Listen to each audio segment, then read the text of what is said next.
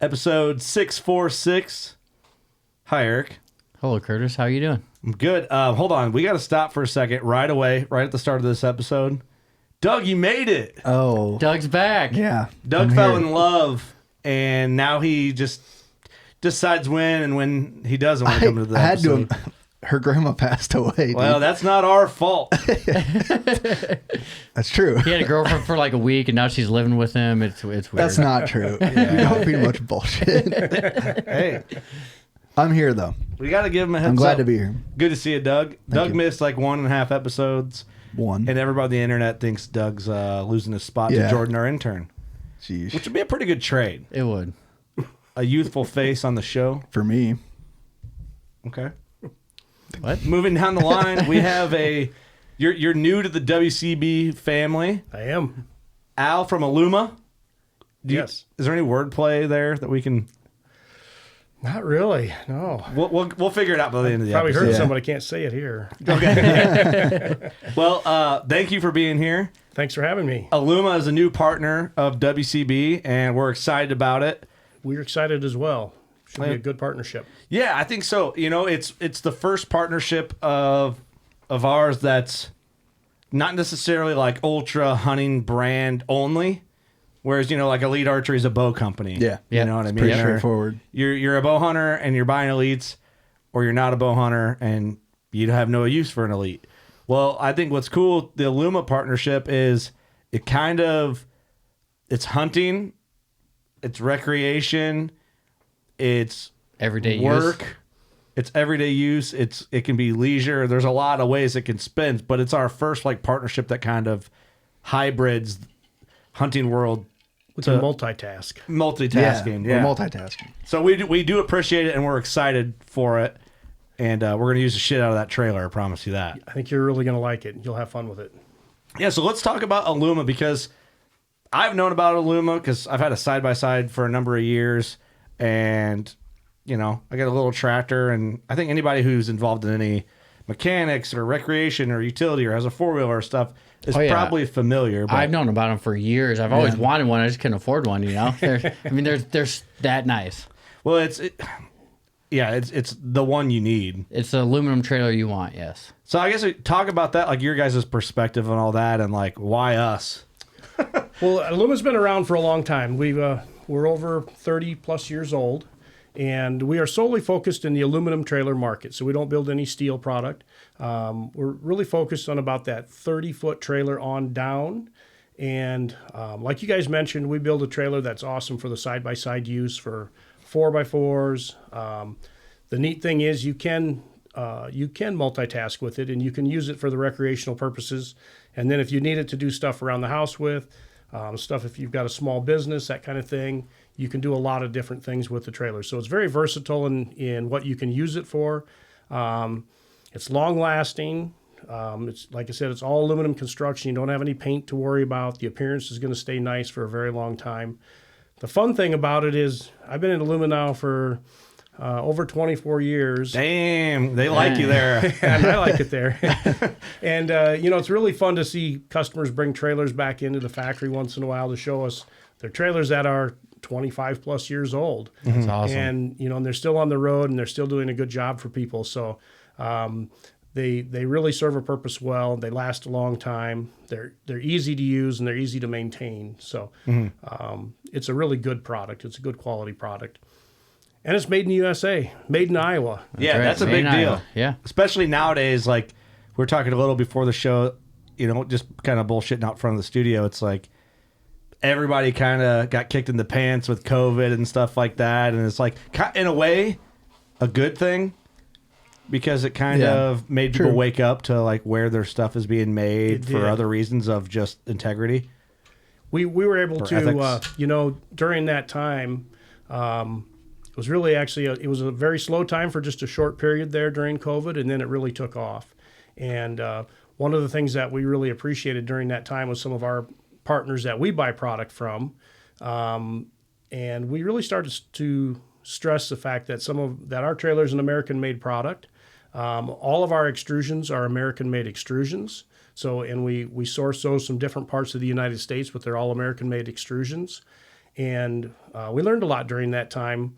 It was trying, but we learned a lot. And again, we were glad that we were able to partner with some good companies that helped get us through that time with some of the American-made products that are on the trailers. So Yeah, that probably did that just like set you guys at a different level from other like trailer competition that wasn't all American. It had to have just made you guys just boom from that versus what other people could do, right? yeah, there's a lot of competition in the trailer industry, but we try to stay focused, just solely on what we're good at, which is the aluminum trailer side of it.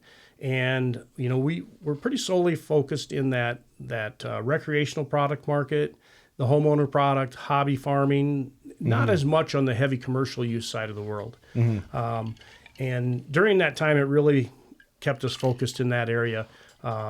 We've got a really good R&D department that is continually looking at new products that are coming out.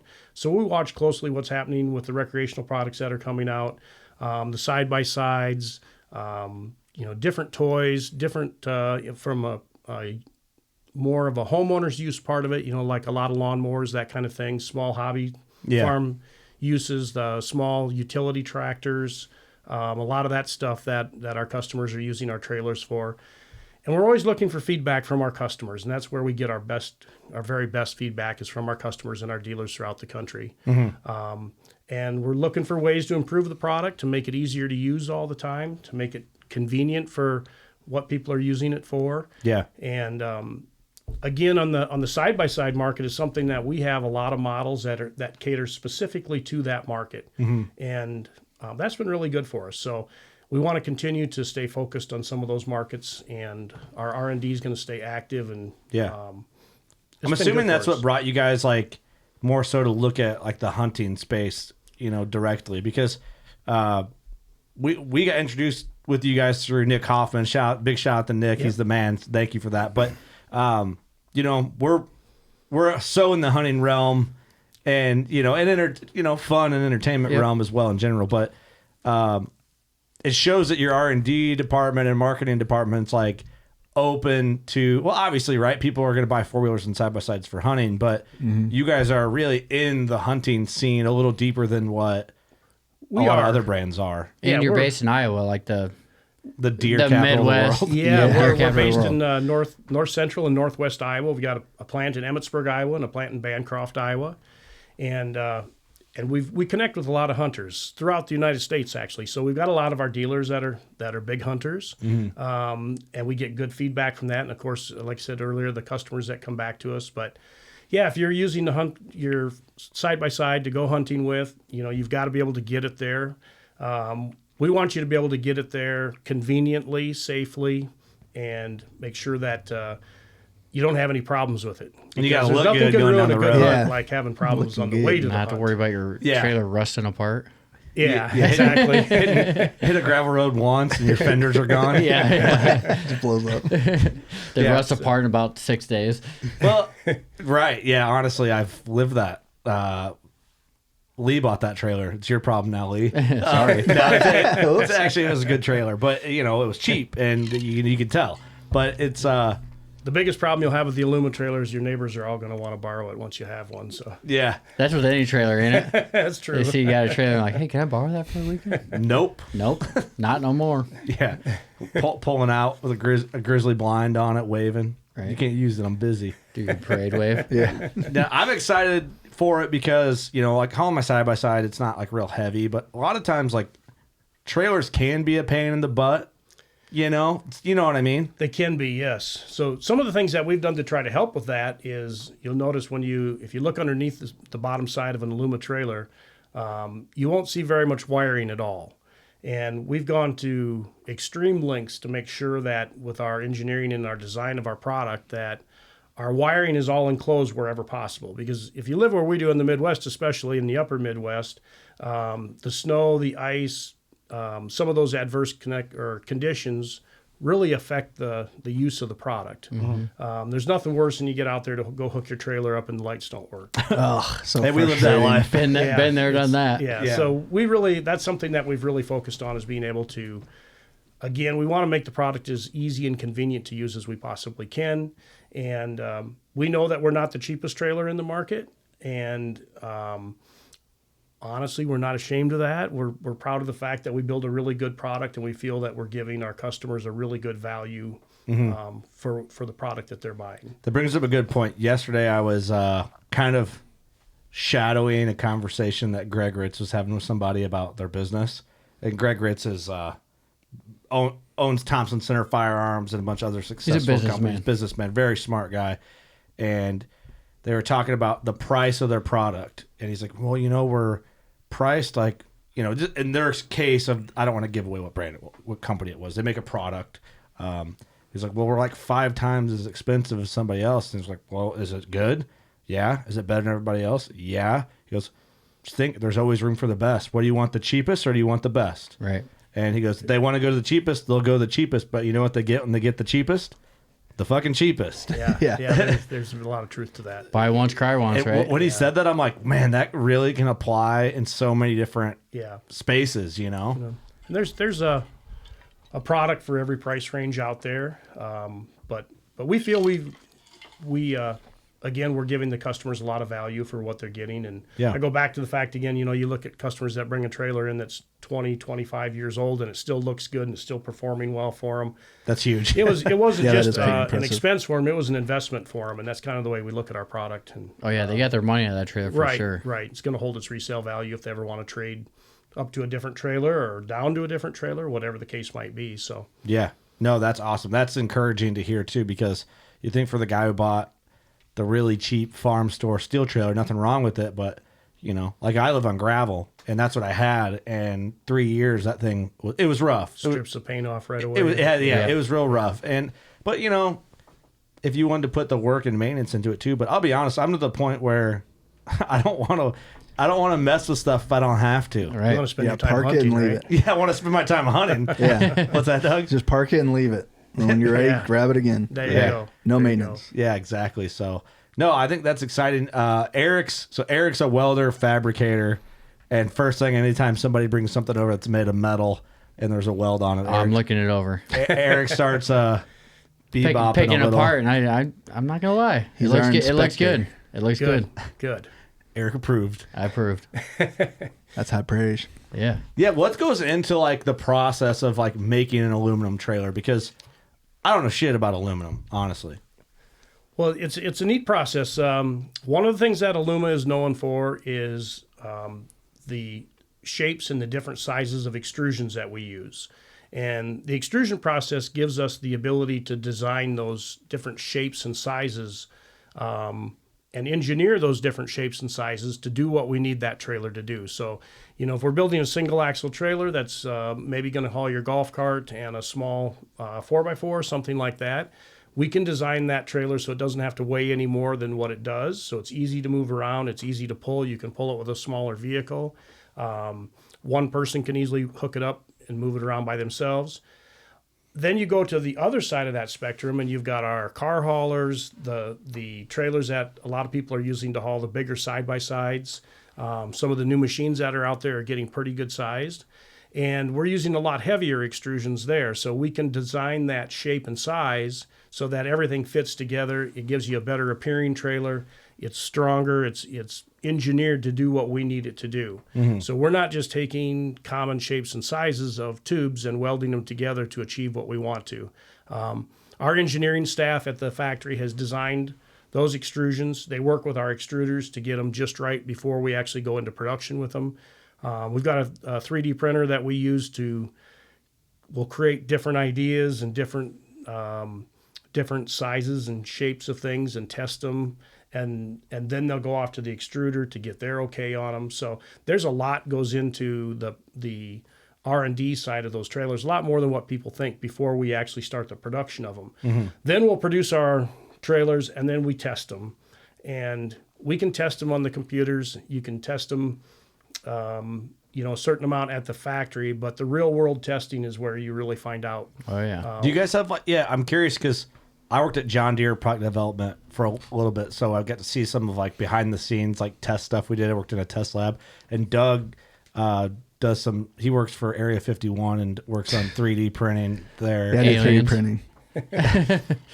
Yeah, so do you print, like how big do you print, like we can probably print up to 10-inch profiles. Okay. So we can print some pretty good size stuff. Might even be a little bit bigger than that, but in that, those are about as big a shapes as what we're doing right now. And then again, we'll test them on the computer. We'll start putting things together and then test them in the field. And usually we will find some people that use those trailers specifically in their line of business, and we'll try to get them to use them until they break, and then figure out Hey, where that point is. Try and break this. And then we'll go back and re-engineer to try to fix that problem and make sure that that's not something that a customer is going to deal with. Yeah. One of the things we do is we offer what we feel is the industry's leading warranty, and we have a 5-year all-inclusive warranty. So that trailer is covered from tongue to tail, whether it's a cracked weld, a wiring issue, a component that fails on the trailer, whatever that is, other than a wear item for 5 years, it's all inclusive and we cover it. That's awesome. That's cool. We That's feel we have one unheard of the best warranties in the industry. So we have to engineer that trailer for longevity. Yeah. That's cocky, some might say. And a lot but of I like it. And a lot of people wouldn't think it takes that much to build a trailer, but That's what I was there's curious a lot on that goes into the it. testing side, like the real world use. I'm sure you have like an R&D guys you have in mind that are rough on stuff. We do, yes. But I didn't know. Like, I wanted to know if so we had I don't work there anymore to talk about it. But we had like bump. What do we call it? The bump track. So it'd be like steel angled plates that would you drive a combine over and just flex the shit out of it and try and put strain gauges all over it and try and just stress it out and just see where it breaks and stuff. So I didn't know if you guys had similar stuff to that, or in the real world testing, we'll have we've got couple people that we work with that have implement dealerships. So we'll load those trailers a lot of times over what the capacity is. You have to be somewhat careful because we want them to be legal going down the road yet. Yeah. But we'll load them as heavy as we possibly can. In a lot of different situations there, we'll load them tongue heavy, we'll load them heavy to the back just to make sure that we've got everything just right on them. And then let them use them for a period of time so they can really get a real world testing. And that's where you really will find what's going to break on a trailer. Oh, yeah. And, for sure. And then you can go back and take a look at it and figure out what you need to do to correct those items and then move forward from there. So it's cool. Have you guys ever, and maybe you can't talk about this, so just tell me to shut up. I'm just curious now about the R&D stuff. But have you guys ever had a crazy trailer concept that you guys built and you're just this isn't going to work? We've had some people come to us with some pretty interesting concepts before that they put a lot of time and effort and expense into. And when you look at it and you think, maybe that might not have been your best investment ever. Yet we've had some people come to us and, they've had different ideas and a lot of times we work together with them, and that's where some of our good R&D ideas come from. So, again, we're trying to create trailers that are convenient for our customers to use and that are going to fit the bill and do what they want them to do. If you look at some of our new recent products that we come out with, we started with a drive-over fender trailer, and that came to us strictly from dealers and actual customers coming to us when the new side-by-sides started getting bigger and they put the fancy wheel kits on them and stuff. Yeah. And they weren't fitting on a standard trailer. So we worked with some of those people to develop the drive-over trailer fenders. And that's been a really good product for us.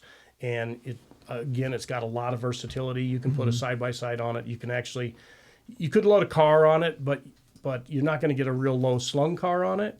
But it does have the ramps that are capable of loading a car on it. It's got a lot of versatility, and it's a pretty neat trailer in that respect. I'm curious if you guys see, obviously side-by-sides, four-wheelers are hot in the hunting world. I don't know if it's a craze anymore, but the electric lifted golf cart, like the bad boy buggies, in our, have you ever heard of a bad boy buggy? Absolutely. They were big. I don't know if they still are though. Dude, I wanted one of those so bad. Yeah, I wanted one bad. But when you go down south, you do see a lot of them. Around when we were graduating, probably around that area. Yeah, late 2000s, the bad boy buggy was big, and then you had to have a trailer obviously for it versus a four-wheeler back in the day, we just crammed in the back of my dad's truck, which is like we would have killed to just have a trailer, you know. Right. And you know, and it had deer on top of the racks and the 4-wheeler in the truck. It's just a mess, you know. Oh yeah, disaster. But with the craze might be an exaggeration. It seems like to us we're so in it because like we're into the food plots, and I'm real into compact and subcompact tractors and little implements and stuff. Have you guys seen like an increase in people like, hey, I need a trailer that fits, you know, my compact tractor with the bush hog and my bucket? Like, absolutely, yes. You know, the hobby farmers or the guys that are taking care of food plots, we see a lot of that.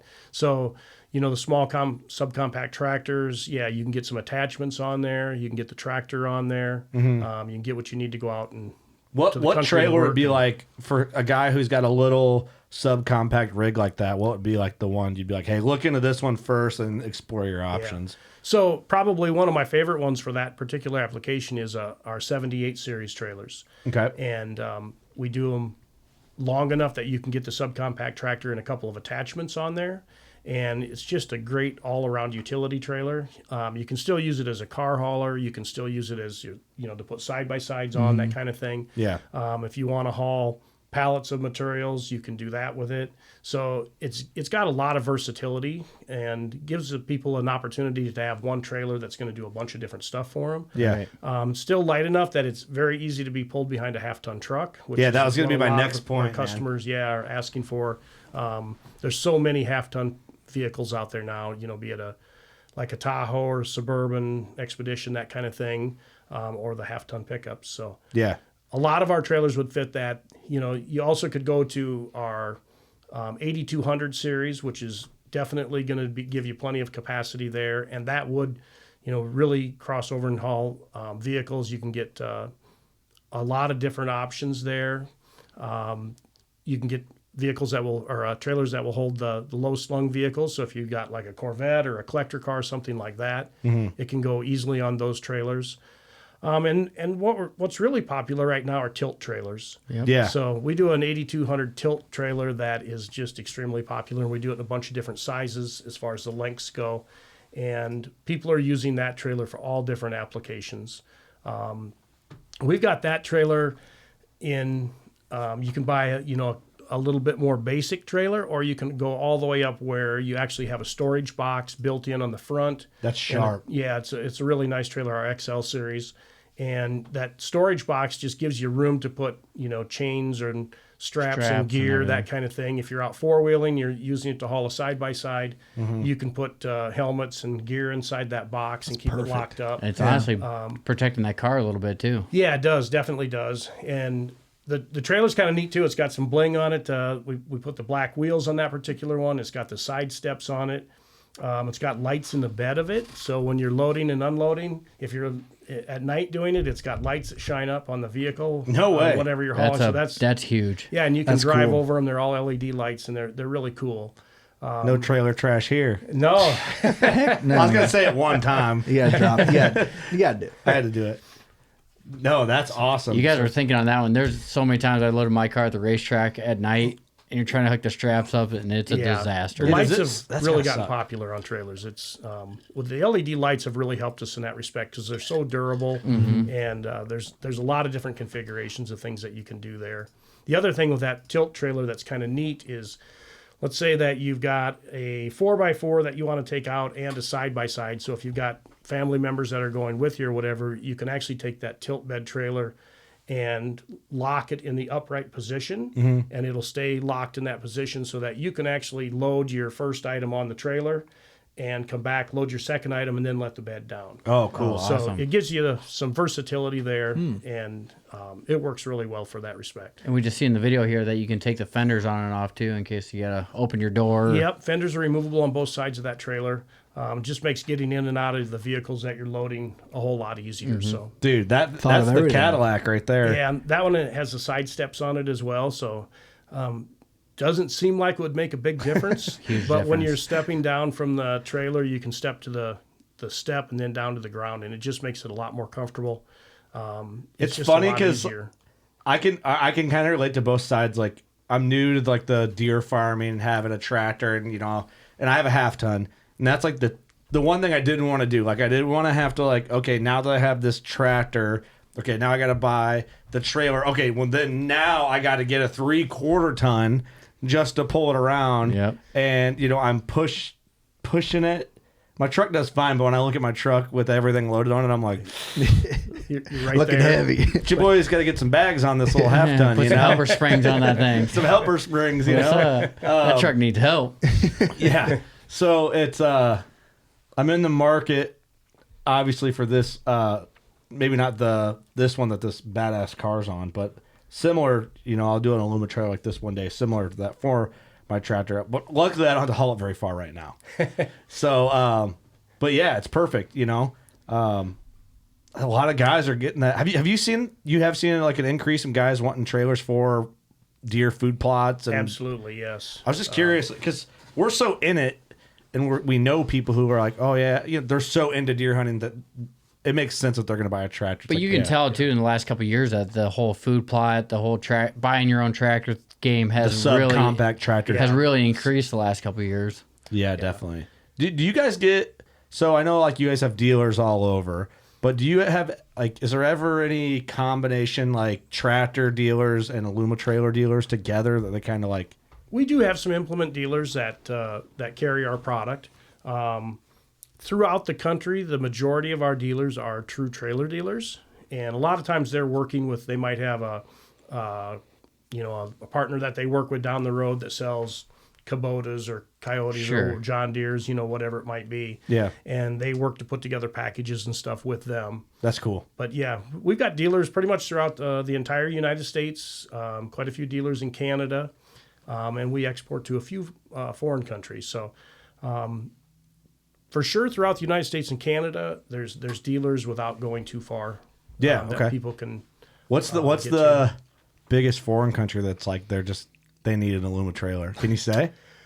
Well, Canada would be our biggest exporter at this point. Yeah, that makes sense. Yeah, And aluminum right trailers there. do well up there. Yeah. yeah. They kind of have to have it in Right. Canada. Yeah. Right. Yeah. I'm just Mexico, curious. we're starting to ship some trailers into Mexico, and that's been kind of interesting to work through some of that. And then we've got some dealers that are on the coastlines that have almost like brokerage agreements where they've got customers in different countries that are Oh, really? that come to them and they'll buy a few trailers at a time and ship them over. So Do you ever it's kinda like fun to see? see a purchase account? I'm curious how they do this. I was wondering because John Deere has a benchmarking department. So it's like, you go to the product development and there's a case and there's a Kloss and there's a New Holland and there's all. Have you guys ever see like another company buying your trailers going, I see you Yeah, I guys. see. You're trying to we have seen that before. What are you working on? Yeah. And we watch closely what our competitors are doing as well. You Let's have call you them have out to. right now. Yeah. You have to. Yeah, Who's of the course. trailer trash? You guys probably do the same. Don't comment on it, but every company does, right? To a point. Yeah, yep. Maybe. And there's a lot of really good competitors out there in the aluminum side of the world, but we still Never feel heard of that, them. Yeah, Don't care. we Don't care, feel don't like talk we're, about still producing the best product out there out of any of them. So Yeah. Absolutely. You didn't know you were going to get into all this with us. you guys are putting me on the spot here. You're going to Gonna drop get off you in trouble. They're like, yeah, you really did a good job avoiding those idiots' questions the whole time. So do you guys do any direct to consumer, or is it all just We through don't. dealership? We strictly are focused on selling to the dealers. That's the way we chose to go to market. We feel that the Yeah. dealers have a lot better opportunity to service our customers. Sure. And they can provide parts and service and warranty. And it's worked really well for us. So we don't do anything factory direct. We try to get people to go to our dealers. So That's cool. That is cool. That is awesome. So what's it like when you started? How did you start working there? Like, how did you? I had sold a business that I had, and I was looking for a job. And I started in the 'Cause you customer were bored, or service. what? Well, no. My wife told me, you better go get a job. So You're driving her soon. You were driving her nuts, weren't you? yeah. So anyway, I had an opportunity to start there in their customer service department. And I was like the only one in their customer service department at that time. It was Yeah. a really small company. I think I was like maybe employee number 33 at the So time. when was Aluma founded? Like what year? let's see here now. it's about 30 years ago is when Dean Mashaw started the company. Okay. And started it out of his garage, and he grew it until the current owners that have it now is the Lloyd family. Mike Lloyd, Kevin Lloyd, and Lori Kolash. They're two brothers and a sister. And they've owned the company for pretty close to 25 years now, and they've done a great job with it. Very cool. And they're out of Minnesota. Mike is down at the factory almost every day, and he's the one that's responsible for Aluma. He's our CEO. Very cool. So we're still a family-owned company. One of the neat things is that Mike has contact with our dealers, with our customers. He's not afraid to pick up the phone and talk to our customers. He's available all the time if we need to talk to him about stuff. So I think that's a big advantage over, being a company that's a real big corporate setting. Sure. Yeah, definitely. So you mentioned you worked for John Deere before, so it's a totally different aspect. Right. Yeah, of they barely what we're knew dealing I with. existed. Aluma's still Aluma's still a big company, but it's still kind of like a mom and pop. Yeah, it's a mom and They're pop sold company in a still. lot of respects. And, Yeah. and honestly, the majority of our dealers throughout the country, that's what Aluma's built on is mom and pop dealerships and family-owned businesses. That's what's really neat. Over the years, I've had an opportunity to get to meet people from all over the United States and Canada. And you get to see those people. When we go to our convention annually, you get to see a lot of those people that you've dealt with for 25 years now almost. And it's really fun to see that. And, a lot of them you see. The trailer trash convention? The trailer trash convention, yeah. Yeah, I want to get into that at the end. I want to talk about the convention. I want to go. Yeah, Let's that'd be go. fun. It's kind of fun. So you get to see a lot of good people. And the neat thing is you see a lot of people now that maybe it was mom and dad that started the business, and now their kids are coming up in the business, or their grandkids are in the business with them. Yeah. And, it's generation after generation. That's so cool. It's a neat business in that respect. So your wife's like, you got to get a job, and you're like, all right, I will. And so then you were, what number employee were you? I think I was number 33, right around that number. Yeah. And we're over, we'll be right around 200 employees Wow. now, so we're a little Awesome. over. So Very cool. So it's grown tremendously over the years, and we grew from one plant. We added on to that plant several times, and then we needed to grow again. And I actually live in Emmitsburg, and the plant that I worked out of when I started was in Bancroft, we still have that plant. Mm-hmm. We were looking for room to expand, and there was a factory and building in Emmitsburg sitting empty, and Mike purchased that building, and we continued to expand from there. And then during COVID, we used to build an enclosed trailer. During COVID, we made the decision to streamline our production and just go strictly into open trailers. And so that's what we're solely focused on, is the aluminum open trailer market today. And it's worked out really well. So we've got about 250 to 300 dealers throughout the United States and Canada. Wow. So we've got a lot of really good representation throughout the country in our dealer base. And I was lucky enough to get to stay with the company and continue to grow. And we grew our sales force, grew our inside sales team, and it's we got a lot of really good people that work at the factory. That's really what makes Aluma what it is all of our employees that come to work every day and help build a really good product for us. So I wonder if any guys and gals that work there listen to WCB. there will be, I'll bet. Maybe now. Start telling them about it. Yeah, they're gonna. You're like, hey, you guys ever heard of WCB? They're like, psh, psh. Not listen to that. Losers. Those guys suck. What? We're partnered with them? Why? Yeah, that's funny. Yeah, I don't know. Most of our episodes, I don't know if you want us playing on the speakers in the shop. It might Probably not. start a riot or something. There's probably some that would love listening to that. We got a lot of guys on the floor and gals that are hunters, and Shout out to you guys. they enjoy that part of the. Oh yeah, especially where being we in live and Iowa, you stuff. guys got Yeah. some big. Yep. I'm sure you guys got some. Well, up there, some upland bird hunting, like you said you've done, and Yep. there's got to be a lot of deer hunters. There's a lot of deer Oh, yeah. and turkey and waterfowl. Yeah, there's a lot of good hunting around our area. Yeah, you guys are in the mix of it, man. I love it, dude. Doug, you said your old man's had a couple trailers for a long time. I think it's one of those. When listeners see it, they're gonna be like, "Aluma Trailers" on the podcast, but it makes more sense. The more you think about it, the more it makes What do you sense. think? At a glance, you might be like, "Oh, it's different for what WCB is partnered with." I actually think it fits in really, really well because It does.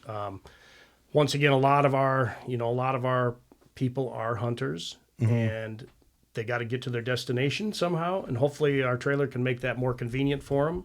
Yeah. They can spend more time hunting and less time worrying about how to get there. Right. And then how do you get their game back out of there? How the hell are we getting out of here? Yeah. Yeah. So well, too, it's just kind of, I've realized this now I'm getting into my 30s. Like, it's just adult toys. You know, Oh, like, yeah. I'm buying my son little trailers. that and I stuff. can't afford now. Yeah. You know what I mean? Yeah, it's like, you know, I got the side-by-side and this, and it's funny because I was going to comment on, like, the side steps on this. It's like someone who doesn't load or unload stuff from trailers often, and you're jumping in and out, especially if you're on a farm, it's on level ground. It's a little thing, and you don't realize how big a deal it is until you tried it. done it a Yeah, bunch. use it, yeah. And you're kind of like, you kind of cuss under your breath a little bit sometimes when you're like, half the time you're in a hurry. Yeah. And you're late and you got to get it done. Or with us, you know, like example, ours will be loading a sprayer and a side-by-side to go spray a food plot. And then we got to leave to go on to a trade show or a family thing or a hunt, which all good things. But it's You're always in a hurry. got to do it now, do it fast. So usually when you're loading trailers, you're busy. Yeah, and we try to make it so it's convenient, not only to load and unload, but to get them tied down and get them secured so that, again, we want you going down the road safely. Yeah. That's really, really important. It That's what I also was gonna has ask. that Go ahead, really Mike. awesome handle when you need to move the trailer. Yeah, the tongue handle's on there. The tongue Yeah, handle's it's badass. convenient. I was going to ask Very you, convenient. Eric, when you're talking about your drag car, is it stressful strapping that thing down on a trailer? Very stressful. How do you yeah. strap it down? Like, what's the move? Like this, I can. Well, they just pulled it on this one, but like, how do you strap it down? So usually I'd strap down the front first. From where to? I know where on the trailer, but where to the car? Just around the axle or something? No, around the A arms in the front, Oh, okay. and then in the back, I would always exit because it looks cool going on the road, you know. Very nice. So you kind of like That's a good move. you tighten up the front. You go do the back, and then you go back to front, and then give her extra tight. You're kind of pulling on the back to the front, Yeah, yeah. Just that like make sense? a side by side, Yeah. kind of, but just but just more straps. more straps. Yeah, I would. It's be- stressful though, because like when you're going, you're like, if I don't strap this down right, like Yeah. it might fall off. Yeah, that's not what you want. No, You do not want that. Nobody wants that, Nobody wants especially that. the people behind you. exactly. Like, look at this G body going down there. Not good. Literally going down the road now. Dude, it stresses me out watching guys that got. All right, shout out to Clark Cummings, one of our good buddies. He's got a well, I don't even know if it's a subcompact tractor. He pulled into our lease. This is years ago to help us mow and till and do all that stuff, food plot stuff. And he rolls in up this big hill on our lease, and his tractor's just on his trailer. No straps, no chains. No, just sitting on the trailer. I'm A like, lot you of people don't do that. strap that down. He goes, no, it's heavy. It's heavy. I'm like, what? He was lucky.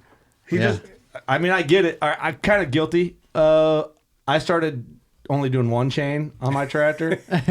So I get it a little bit. You're like, I don't need that back one. Just the front will be fine. Well, like the side by side too. Like the trailer that I use has a thing on the front, you know. So I pulled up, tires against it, one strap, pull it tight against there. It ain't going nowhere. Yeah, a lot of guys do that, and we don't recommend that necessarily. Do you ever, do you guys see crazy stories of guys that got lazy with that? Like, do you ever, I'm sure can't you hear even horror begin to stories. imagine.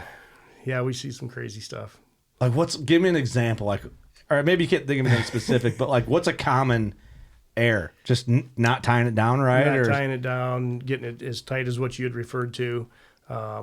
Once those straps start to come loose a little bit, you get that car rocking on there or four-wheeler. A lot of guys will, they'll tie up, just set the brakes on like a golf cart or on a four-wheeler, and then they use the tailgate as a backstop. Oh, no. It's not going to come off. It can't go anywhere. That thing ain't going That's, nowhere. that's not a really good idea. And that's why we put a lot of tie options on the trailer. So, it's just bam. Hey, those bam. tie options are there for a reason, people. yeah, exactly. You had all the options in the world and you didn't do it. Yeah, I didn't do it because I'm lazy. Yeah. I've never done that myself, of course, but No, you would never do that because No. you're a trailer representative. right. You have to lead by example. Yes, never got in a hurry before. What's the coolest thing you've seen on your on a trailer?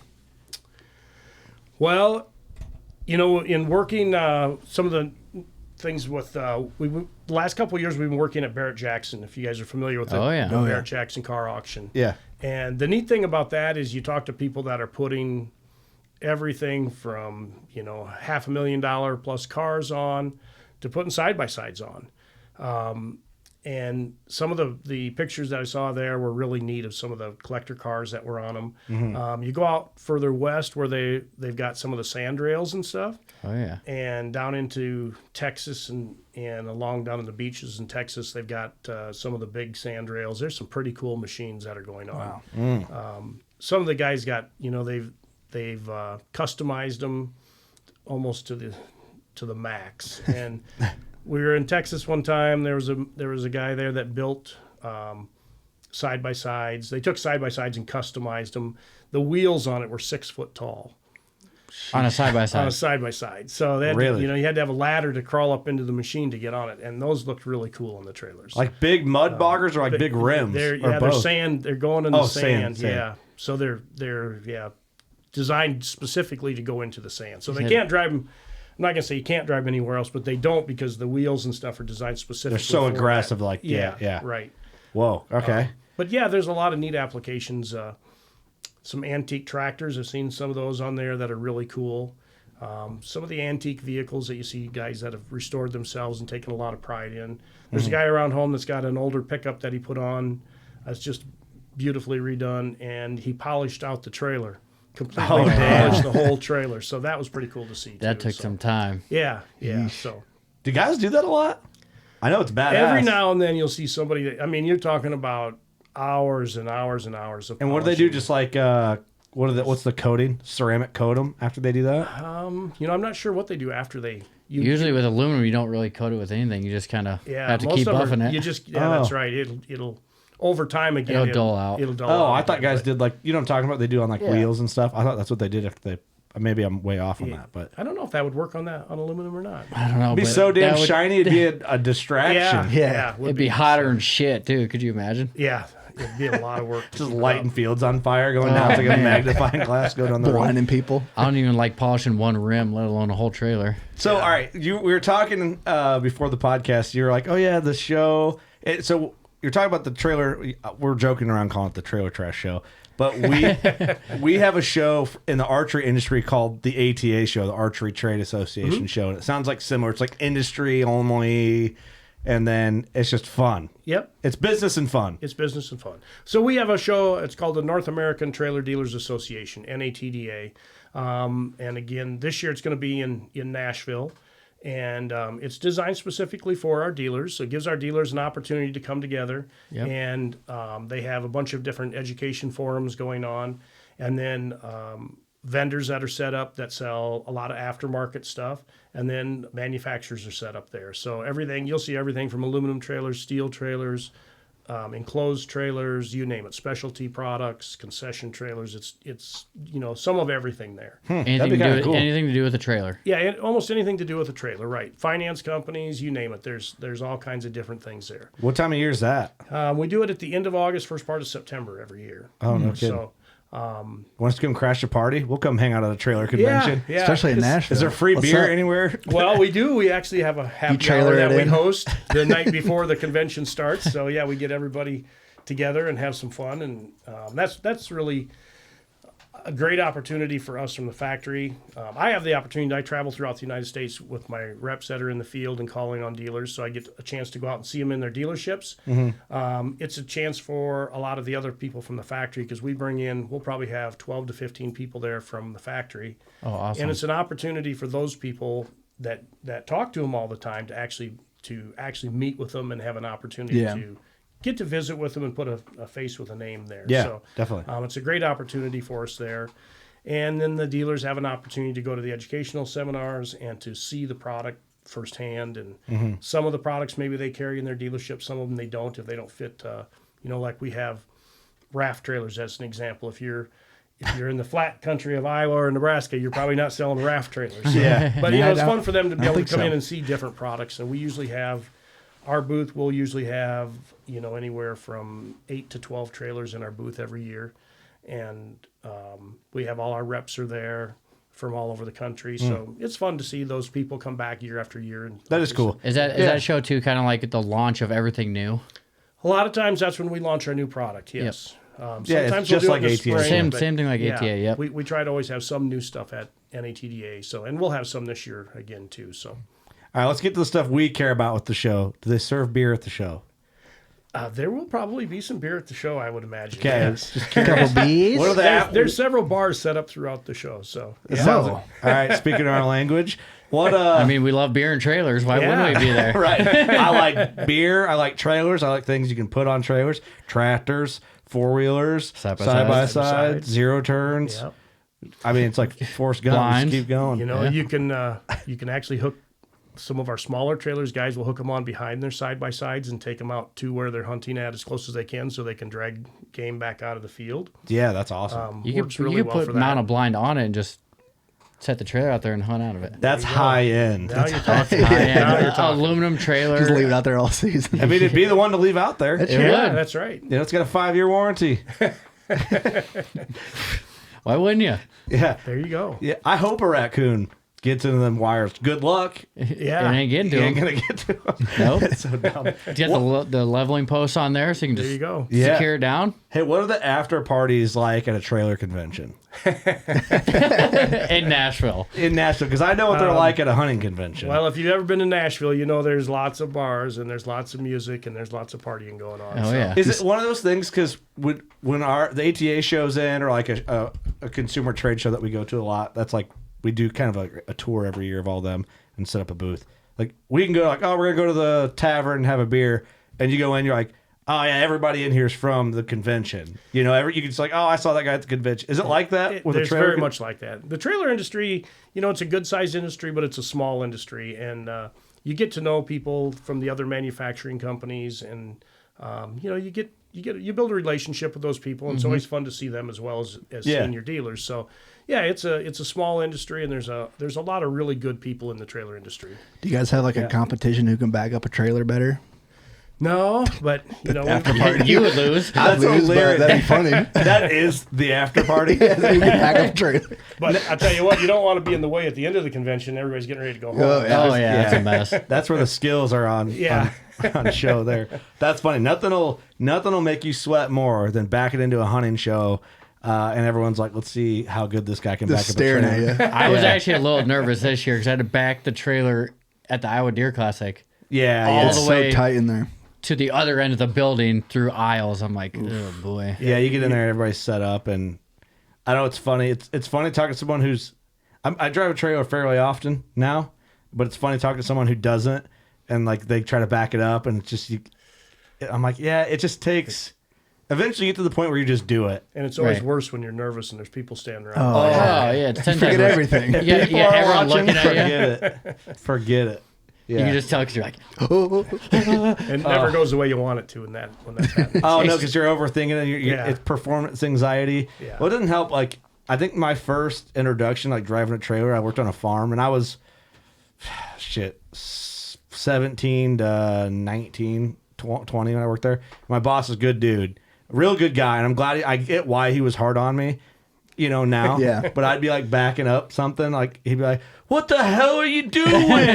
Not over there! What the god? Get out! Let me!" And I'm Yeah. just like, just belittled me for no reason, but somehow it was really good for me. I'll never forget the first time backing up a trailer. I was like 14, just got my permit. Me and my dad were going fishing. At the boat ramp, he's like, well, you're backing in today. I'm like, Was there a crowd? oh, there was like 12 people in line. Oh, shit. It was a goddamn disaster. And he's like, well, that's the only way you'll learn real fast. I'm Oh, like, my gosh. goddamn, I'd did I learn freak out. fast. My father-in-law helped me. He was a farmer, and I was trying to back something up one day, and he finally comes over and he says, "Here, let me just help guide you a little bit." He was nice about it. He was nice about it. He was a great guy. He was nice about it. And I was thankful for the lesson because it actually helped me a lot. Yeah. And the worst is the shorter the trailer, the harder it is they are to back up. Yep, Or you're if exactly if you right. watch a guy back up a header trailer, where it's like Oh, the it pivots? like a high speed one where it pivots in the front. Mm-hmm. Not for me. Or like a gravity wagon, or like a hay wagon that steers in the front. Oh, yeah. Yeah, you're talking about the hardest of the hard. You got a bad time. Yeah. on Because your hands. you got two pivot points there, so it's a disaster. Trying to compute in your brain. Oh, Doug can barely back up without a trailer, so don't give him a freaking hay rack. backup camera. Look at the What the big hell? screen in your dash. I can back up a trailer now. We're about to find out. Let's do it right now. Backing up the opens isn't too bad as when the enclosed, when you can't see what's behind you, is a little Yeah. more difficult. Yep. That's a big problem. Use your mirrors. Especially at night when it's dark and you're trying to. Yeah, you're like Ray Charles. We're the best. You got tinted windows and you can't see behind you. Not a good time. Drive by sound. We call it hopefully deer doesn't listen. It's like they're like somehow going to come after me in the future one day, but that's okay. We call it super trucking. So like we'd be in a deer service truck pulling a giant header for a combine on one of them high-speed trailers, and we go into like tight spots in town to get to like a rural area to set up and start doing some like test harvesting. And we'd have radios like, super truck it, don't look at your mirrors, just pull through with confidence. And You gotta have confidence. Confidence is key, man. and you just pull through and you're like, I made it. I didn't hear I don't anything. know how, but I did. Yeah, I'll never forget driving that giant header trailer through Montana, through the mountains, and one lane construction with that thing. And I super trucked it. I just hold her between the lines, baby. Hey, Whatever if you take happens, out a couple cones, you're all right. Don't hurt anything. And then hit a mobile way station.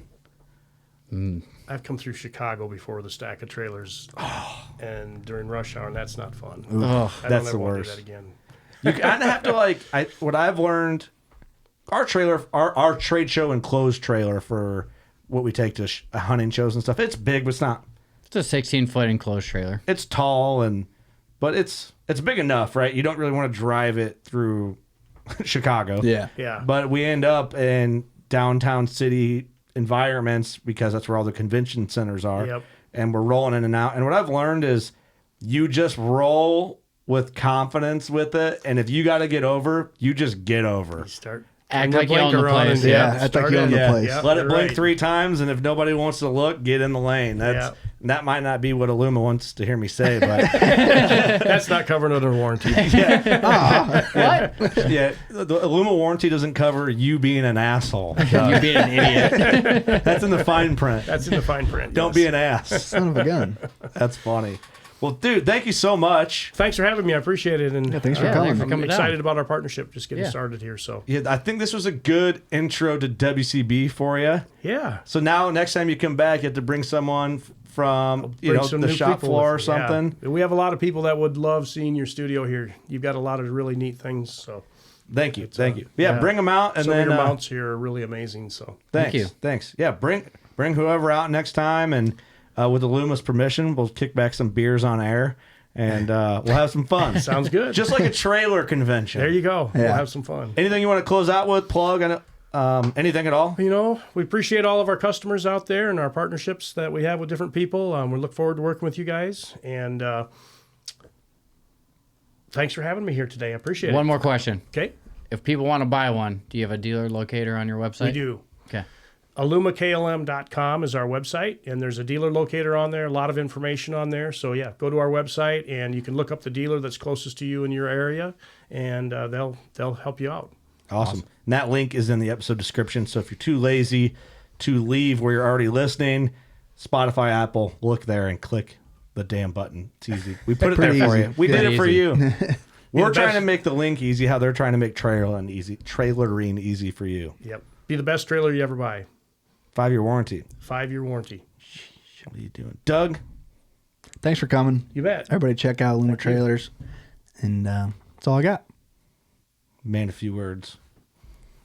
No, thanks for coming. It's a great bet. story. I Thanks, love guys. hearing the history of it and the factory and everything else. And yeah, thanks for coming down. It's a Doug, great product. thanks for coming. Yeah. I'm looking forward to the partnership, man. Thank you for giving us a chance. You bet. We're probably a little, would unconventional be the word for a lot of companies to take a chance on? We're wildcats sometimes. We're excited about it. We're hard to strap It- down on it- the trailer. yeah. Yeah. There All right. it is. I'm going to end it on that. Go shoot your bow. We love you guys. Thanks.